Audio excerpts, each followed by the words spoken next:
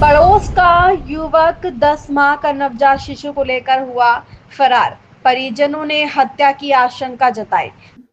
नमस्कार, आप देख रहे हैं यू न्यूज लाइव 24 और मैं हूं आपके साथ ज्योतिका।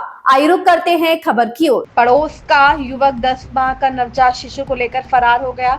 मामला देवरिया जनपद अंतर्गत पीपरपाती पुलिया के पास पंचायत भवन के पीछे रह रहे परिवार का है। बच्चे का नाम सूरज है। ये घटना 27 मई 2025 के शाम 3 बजे का है। यह बात लड़के के पिता मिथुन मुखिया पुत्र विनोदी मुखिया ग्राम बहादुरपुर थाना अलवली जिला खगड़िया का है, जो वर्तमान समय में देवरिया में रहकर मजदूरी करता है। उसने बताया कि देवरिया कोतवाली को सूचित कर दिया हूं तथा एफआईआर भी दर्ज करा दिया हूं। इस संदर्भ में कोतवाली पुलिस का कहना है कि बच्चे की खोजबीन की जा रही है। बहुत जल्द ही पड़ोस के युवक की गिरफ्तारी कर ली जाएगी। विवेकानंद उपाध्याय की रिपोर्ट। तेज बोलिएगा। आप लोग देख रहे हैं यू न्यूज लाइव 24। मैं अपने सहयोगी विजय कुमार के साथ इस समय पीपरपाती गांव के पास मौजूद हूं और यहां एक 10 महीने के बच्चे को पड़ोस का आदमी खिलाने के बहाने लेकर फरार हो गया है। 4 दिन हो गया, अभी तक पुलिस कोई अता पता नहीं लगा सकी है। जबकि इस बाबत मैंने पुलिस सब इंस्पेक्टर से संपर्क किया तो उन्होंने कहा कि मैं इस समय खोजबीन में हूं और सरगर्मी से तलाश कर रहा हूं। इन्होंने एफआईआर भी दर्ज करा दिया है। मैं कहना चाहूँगा अपने सहयोगी से एफआईआर की कॉपी दिखावें। हाँ भैया, आपका नाम क्या है? मिथुन मुखिया। मिथुन मुखिया। आप रहने वाले कहाँ के हैं? बिहार का, खगड़िया जिला। खगड़िया जिला। आप यहाँ क्या करते हैं? सर माल गोदाम पे काम करते हैं। आपके लड़के को आपके बगलगीर ने लेकर के गायब हो गया है और आपने पुलिस को रिपोर्ट किया? जी सर। पुलिस का क्या कहना है? पुलिस का कहना है मैं छानबीन में लगा हूँ। जी। आपका लड़का कितने वर्ष का है? सर 10 महीने का है। एक ही लड़का है? 3 लड़के हैं सर। ये सबसे छोटा वाला था? सबसे छोटा वाला उठा ले गया। उनका जो लेकर गया उसका नाम जानते हैं? जी, शुभम। शुभम। रहने वाला कहाँ का है? कसिया। अभी तक पुलिस का क्या कहना है?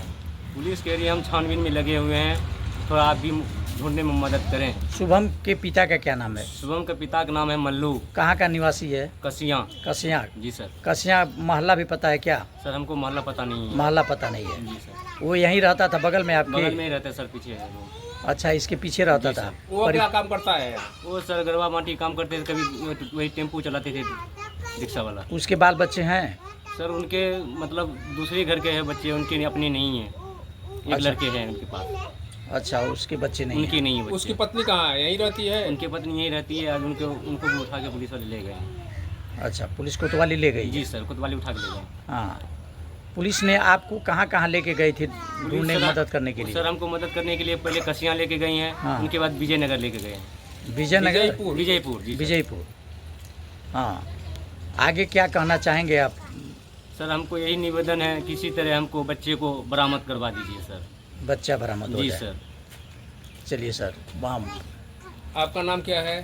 हीरा देवी। आप बताइए, आप क्या कहना चाहेंगे प्रशासन से, पुलिस से, लोगों से? वह लड़का किसका है जो गायब हुआ है? आपका है? हमारा लड़का है। कितने नंबर का लड़का है? 3 नंबर। तीसरे नंबर का लड़का है। तीसरे नंबर का। कैसे गायब हो गया आपका लड़का? खिलावे खातिर लागे रहे, बस खिलावे खातिर भाग गए। अच्छा, वो खिलाने के लिए ले गया था और वहीं से लेके गायब हो गया है? गायब हो गया। अच्छा, तो आप क्या कहना चाहेंगी? क्या कहल चाहता हूँ तू पुलिस से? लड़का मिल जाए बस। लड़का मिल जाए।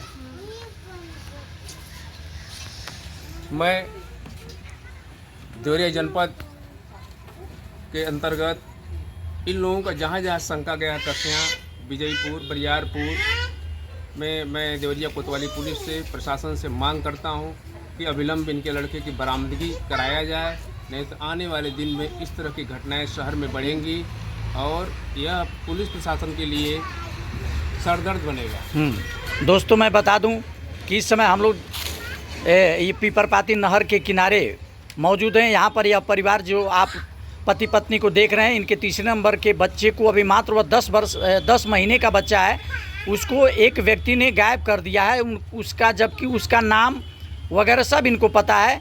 वो खिलाने के बहाने लेके उसको गया। बता दिया जाए कि मैं अपने पुलिस कप्तान महोदय से निवेदन करना चाहेंगे कि महोदय, आप ज़िले की कमान को बड़ी गंभीरता से लेते हैं।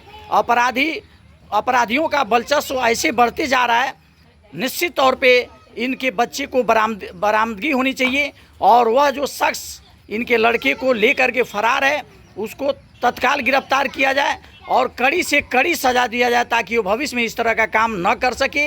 इसलिए कि यदि उसकी आदत बन जाएगी कि कितने बच्चों का अपहरण करेगा, जो देवरिया जनपद के लिए एक बहुत बड़ा ये घातक सिद्ध होगा। इसलिए पुनः मैं अपने ज़िले के वह ई रिक्शा चलाता है जी, और ई रिक्शा सहित लेकर फरार है। अच्छा, ई रिक्शा सहित ही फरार है, रिक्शा सहित फरार है। हाँ, वो रिक्शा उसका निजी है, किराए पर चलाता है। पुलिस लेकर आए सर। अच्छा, किराए पर रिक्शा लेकर देखा आपने।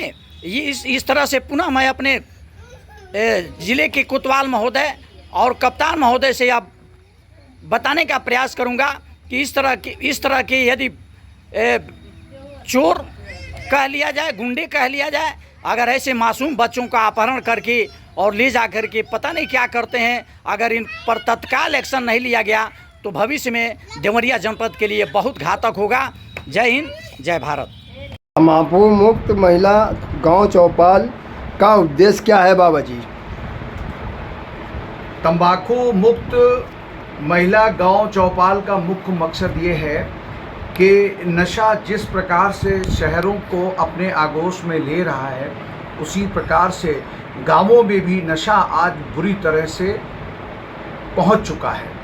विश्व तंबाकू निषेध दिवस पर हम लोगों ने देवड़ी घाट कानपुर आश्रम में एक नशा मुक्त गांव चौपाल का आयोजन, महिला गांव चौपाल का आयोजन किया, जिसका कि मुख्य उद्देश्य ये है कि हम महिलाओं को जो ये तंबाकू और पान मसाला, गुटखा, ये जो खाने की बीड़ी पीने की जो आदतें गांव की महिलाओं में व्याप्त हो गई हैं, लड़कियों में व्याप्त हो गई हैं, छोटे छोटे बच्चे, वहाँ पे देखो छोटे छोटे बच्चे जो है खेल खेल में पान मसाला खाते हुए आपको मिल जाएंगे, दिखाई पड़ जाएंगे। तो प्रश्न ये खड़ा हो रहा है कि जिन बच्चों के पास अभी रुपए पैसे नहीं है, मतलब उनके परिवार में आर्थिक स्थिति इतनी अच्छी नहीं है और इतनी छोटी अवस्था से 6 साल 7 साल 8 साल 9 साल की अवस्था से वो अगर ये सुपारी, मीठी सुपारी और ये सो कॉल्ड इलायची, जो सेंटेड इलायची आ गई है, और ये जो आपके सादे पान मसाला बताया कि इसमें तंबाकू नहीं, इस तरीके के जो तमाम भ्रामक प्रचार करके बच्चों को गुमराह किया जा रहा है, तो वो 15-16 तक पहुँचते पहुँचते यदि कैंसर की प्रथम अवस्था, submucous fibrosis cancer first stage, जिसको कहते हैं मुंह ना खुलने की प्रॉब्लम, मुंह ना खुलने की प्रॉब्लम के चलते आज बहुत सारे लोग बीमार हैं और अमूमन ये देखा जा रहा है कि उनका कोई इलाज ही नहीं हो रहा है। वो एक बार मुंह ना खुलने की प्रॉब्लम में आ गए तो अब वो इलाज कराएं तो कराएगा क्यों?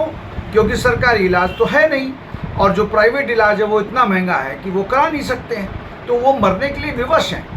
मेरे पास एक परिवार ऐसा आया जिसकी अभी शादी हुई थी, लड़का बहुत छोटेपन से पान मसाले तंबाकू का सेवन कर रहा था, शादी के बाद कुछ ही दिन बाद उसका मुंह खुलना बंद हो गया। अब प्रश्न ये खड़ा हो रहा है कि अभी अभी तो शादी हुई और मुंह ना खुलने की प्रॉब्लम, और वो रोज कमाता रोज खाता, मतलब रोज जो 500-700 रुपये पैदा करता उसी से घर का खर्चा चलता।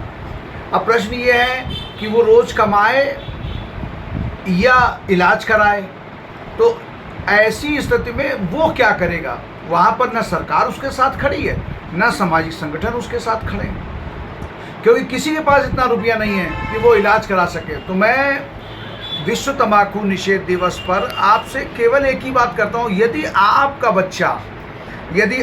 बच्चा पान मसाला तंबाकू खाते खाते मुंह ना खुलने की प्रॉब्लम, यानी कैंसर की प्रथम अवस्था उसको हो जाती, तो आप क्या करोगे?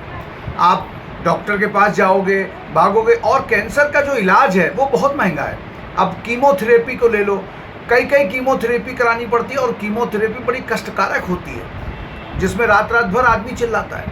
तो वो ये जो इलाज है वो भी कष्टकारक है, मतलब पैसा भी खर्च हो और मरीज को कष्ट भी मिलता है। और टाटा कैंसर कितने लोग जा पाएंगे, कितने लोग विदेश में इलाज करा पाएंगे, ये संभव नहीं है। इसीलिए हम लोगों ने महिलाओं में गांव में जाकर के चौपाल का आयोजन किया नशा मुक्त, और उन बहनों को हम लोगों ने ये बताया कि नशा छोटा हो या बड़ा हो वो शरीर के लिए उतना ही हानिकारक है। अब गांव में एक चक्कर ये हो गया कि नशा फैल जाने के चक्कर में अब वहाँ pizza, chowmein, cold drink, burger ये बड़े आम हो गए। अब आप वहाँ पे गांव के घरों में जाइए तो वो फ्रिज से कहते ठंडा ले आओ ठंडा, ठंडा ले आओ ठंडा, ऐसा बोलते हैं। इसलिए आज हम आपसे ये निवेदन करते हैं कि गांव-गांव में अगर स्वास्थ्य को बेहतर बनाना है, स्वस्थ भारत की संकल्पना को साकार करना है, विश्व को आध्यात्मिक गुरु बनाना है, तो गांवों को नशा मुक्त बनाना होगा। क्योंकि अब गांवों में भी एक नहीं दो ठेके खुल गए हैं शराब के। तो ऐसी परिस्थितियों में जहां पर सारे नशे अवेलेबल हो जाएं, उपलब्ध हो जाएं, तो वहां पर स्थितियां कितनी खतरनाक होगी बताने की आवश्यकता नहीं है। मैं ज्योति बाबा आपके चैनल के माध्यम से देखने वाले सभी लोगों से एक ही निवेदन करता हूं कि दुनिया का यदि कोई सबसे बड़ा रोग है तो वो है नशा। नशे को ना बोले, जीवन को हाँ बोले। जय हिंद, जय भारत। इस खबर में बस इतना ही। बने रहिए यून्यूज़ लाइव 24 के साथ।